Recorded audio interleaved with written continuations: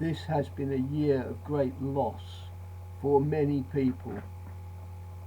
Through COVID-19, we have lost the freedom to travel, to meet, to visit our loved ones in hospital or residential homes, to hug them.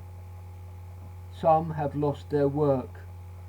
Some have lost their mental well-being or their health. Some have lost their lives. For you, loss has been intense.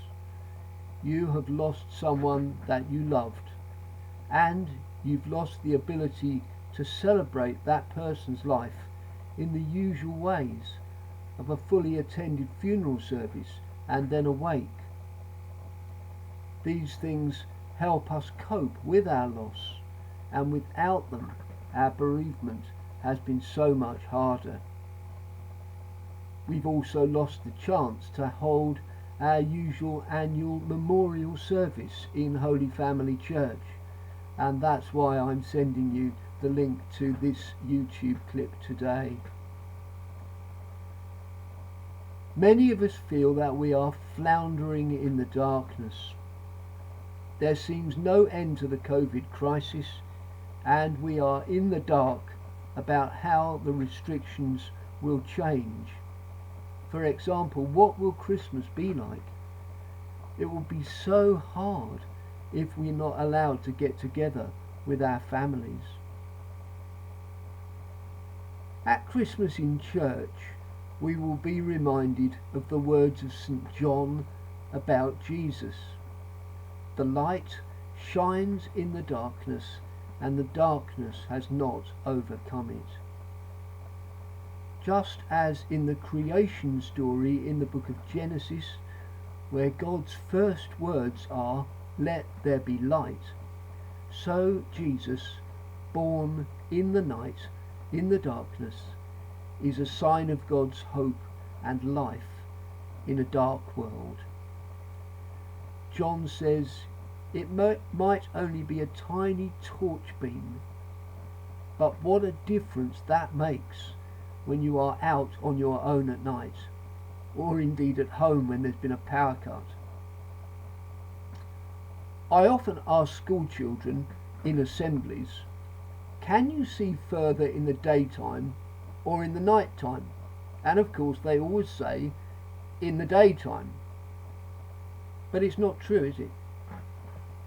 In the daytime, the furthest thing you can see is the sun. But at night, you can see all the stars, some of them millions of light years away. Sometimes it takes darkness for us to be able to see light. In the darkness of COVID, in the darkness of your loss, I hope and pray that you can see the light of Christ more clearly than ever.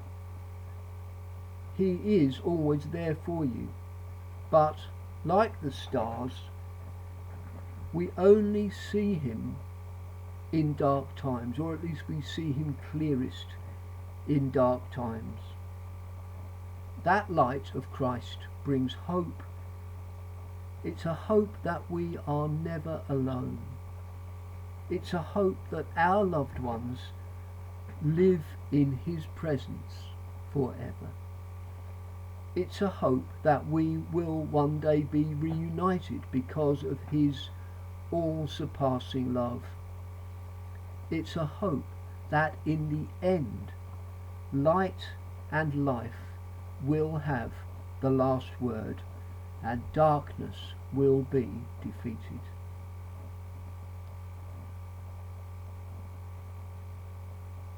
I am leaving this benefice. By the time you watch this, I will have left to go to a new job in Gloucestershire, but I pray that you will continue to keep in touch with Holy Family or St Margaret's Church, and that you will go, perhaps when things are easier, go to those churches and find out more about this light of Christ.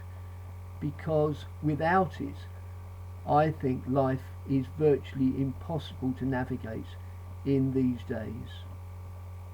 So God bless you, and I wish you every peace and grace as you walk this dark path of bereavement.